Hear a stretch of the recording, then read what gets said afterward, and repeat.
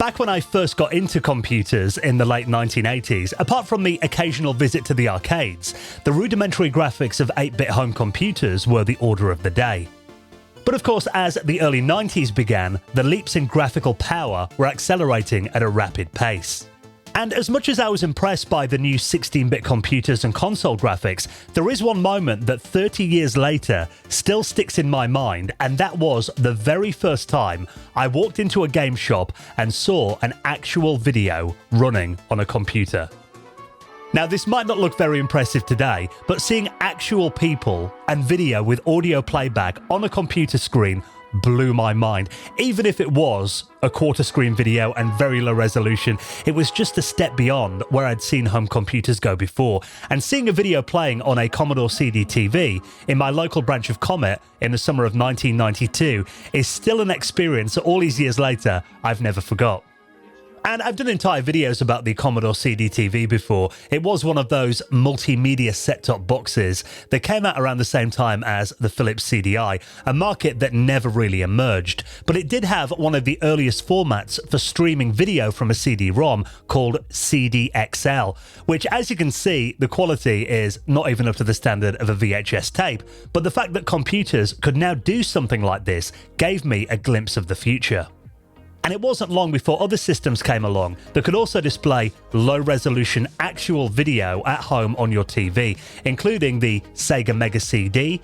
And as PC and console hardware was quickly increasing in power, full-motion video, or FMV as it was abbreviated to, suddenly became the hottest thing in the industry. In that really awkward era between the Mega Drive, Super Nintendo and the PlayStation, FMV was king. And as you'd expect, as the industry tried to get to grips with this new technology, we did have some dreadful content that was released around this time. But also we had games that made really good use of full motion video, such as The Seventh Guest, which, although this game is padded out with some really harsh puzzles, there is some very impressive video content in there for the time. And another title that stands out for me was the rather creepy Voyeur, which saw the player take on the role of a private investigator who spied on a rich family, and it often caught them doing some rather mature content. And, of course, on that adult theme, we had the famous Night Trap on the Mega CD, which, despite being no more explicit than the average teen slasher movie, it actually spurred the industry to introduce age ratings for video games and actually caused a bit of outrage at the time. And these early systems tended to use custom formats for streaming video from CD-ROM, but an industry standard was settled on in December of 1991, the Moving Picture Experts Group Phase 1, abbreviated to MPEG-1. And although this new technology didn't really make it onto the market until around summer 1993, it did aim to be a standard that would allow lossy compression of video and audio, and it could compress VHS-like quality to make it realistic to fit onto a compact disc or make it broadcastable. And very soon, we started to see expansion cards, which allowed systems that usually wouldn't have the horsepower to decode MPEG video streams and play them back. And these included adding cards for multimedia-based living room devices like the Philips CDI. By plugging in one of these cards, you could then watch video CDs and play games which required it. And of course, these cards were available for desktop PCs as well, which is the focus of today's video. Now, I've got one of the earliest ones here, a Sigma Designs RealMagic Maxima card. Now, they describe this as the first production-ready MPEG accelerator card, and it gave you 30 frames a second video playback at up to 1280 by 1024 resolution with CD quality audio.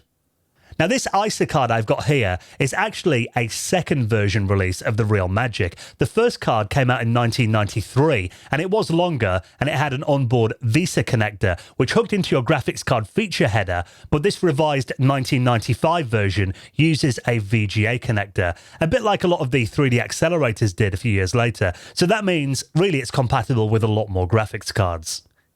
And interestingly, they also changed the spelling of the product range as well, from ReelMagic, like a film reel, to real, as in genuine. Probably because, looking back on Usenet posts of the time, most people were spelling it with an A anyway. And it's also got audio out for MPEG audio, which you then connect to the line in on your sound card, although some models of these had a full onboard sound card included. Now, even though MPEG was a standard, unfortunately, the rest of the hardware and software wasn't. So that means that games had to be made specifically for the RealMagic card to work, and there weren't that many of them available. So we'll try out a handful of the ones I could find. And it's very cool that I finally own one of these, because I first remember hearing about this card all the way back in 1993 on an episode of the UK kids gaming show, Bad Influence. Before you play movies at all, most machines need a special add-on that'll let them play full motion video. The first of these to be available isn't for the CDI or even the CD32, but for the PC. So, how can you get your PC to play full motion video?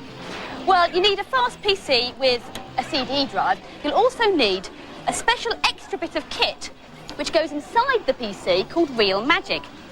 Now, this is RealMagic, and this is the bit that'll let your PC run full motion video with over 32,000 colours and, of course, CD quality sound. So this version of the card is from 1995, so I thought we'd install this in a nice 1995 era machine, a compact Pentium 1 running at 66 megahertz with 32 megabytes of RAM in here. We've also got a Matrox Mystique graphics card in here too, an ISA network card, onboard audio, and all we need to do is plug the RealMagic card into a spare ISA slot and then connect the video output from the graphics card into the RealMagic, and then the VGA cable goes into our display.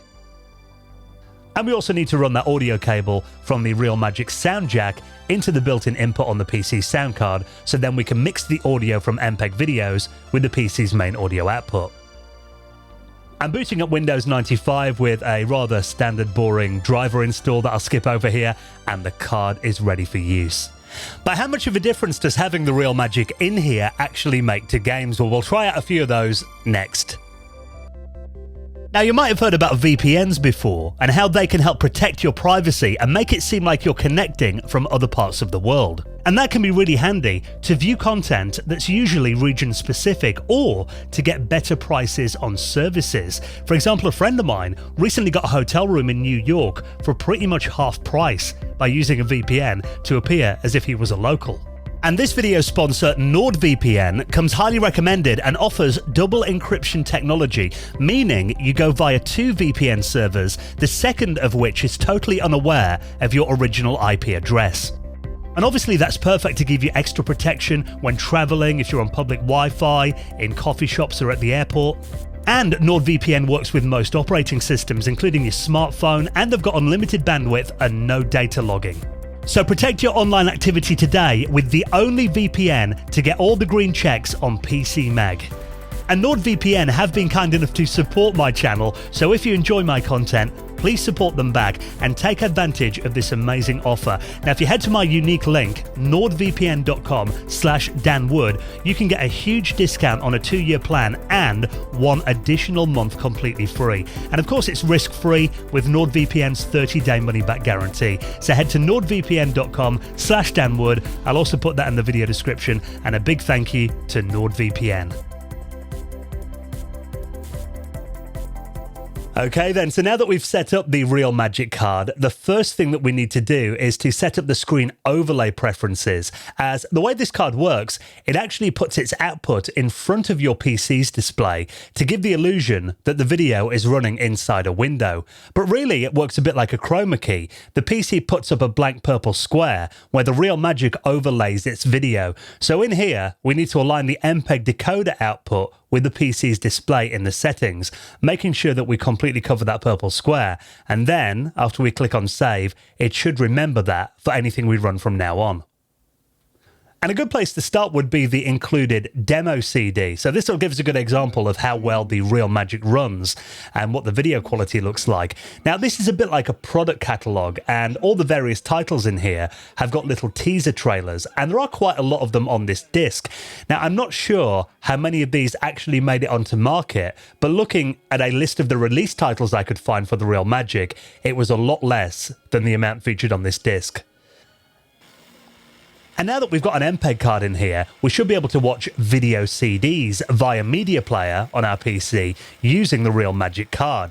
Now, video CD was never really a popular format here in the UK, but actually it did find quite a lot of success in Asia and the Middle East in particular, where I did read that it replaced VHS until DVD was more affordable.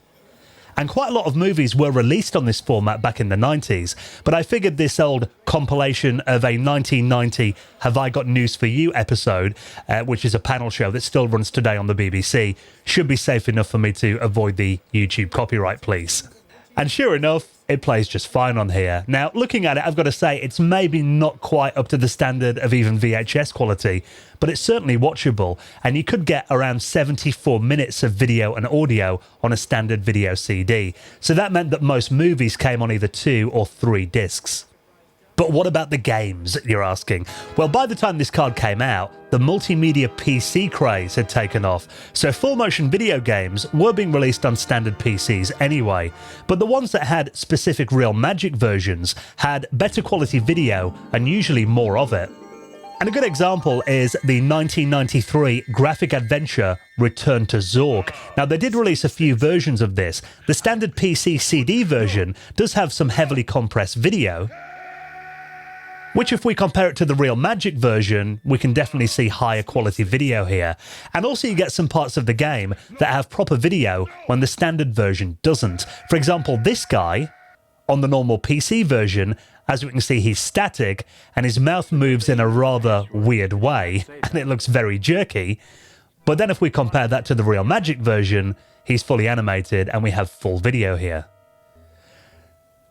So that example is a bit subtle, but you can see how it enhances a game, and going throughout the game, you do see stuff like video in the background, and a lot more characters are animated too, so it does bring it an extra dimension. And of course, Dragon's Lair is a legendary game. Originally released on Laserdisc in the arcades in the early 80s, it had lots of home ports over the years, including a 1993 PC CD-ROM release, which we can see here, complete with some very impressive animations, and the game is as tough to play as it ever was. If you haven't played this game before, it's what we call today QuickTime events that rely on just key combinations to get past screens. And as much as I love the look of Dragon's Lair, I must admit, I've never liked it as a game. And the RealMagic version replaces the animations with actual video, and we get stuff like extra cutscenes in here as well. But actually, I can't show you much more than this, as for some reason, I can't even get past the initial bridge stage on this version. Even using the same keys as I did in the DOS version, it doesn't seem to do anything here. So yeah, we'll quickly move on from that one. And there were lots of these full motion video adventure style games released in the early to mid 90s. One that stands out is the massive Flash Traffic City of Angels by Tsunami Media. Now this came on a, quite frankly, insane for the time, 3 CD-ROMs. And the RealMagic version that we're looking at here has got some higher resolution MPEG video, and as you can see in the introduction sequence, and I'll also cut in some of the in-game full motion video, which looks pretty decent quality for the time. And if we compare that to the DOS version, which also has video but looks really grainy, and I'm hoping the difference is coming across on screen after I've captured it and resized it and edited it, but in person the RealMagic version looks a lot smoother and a lot nicer quality than the standard PC version of this game. And the same company, Tsunami Media, used the same engine for several other full motion video adventures, including the very cheesy Man Enough. And yeah, this game is a pure cringe fest all the way through. Honestly, the content in here makes something like Leisure Suit Larry look mature. So yeah, we'll quickly skip past this one, I think. It hasn't aged very well. And the Laserdisc game Mad Dog McCree was very popular in arcades around this time, and there were a bunch of games that ripped it off heavily, including this one here, Crime Patrol, which you could control with a light gun or a mouse. And I've got to say, this one is actually kind of fun.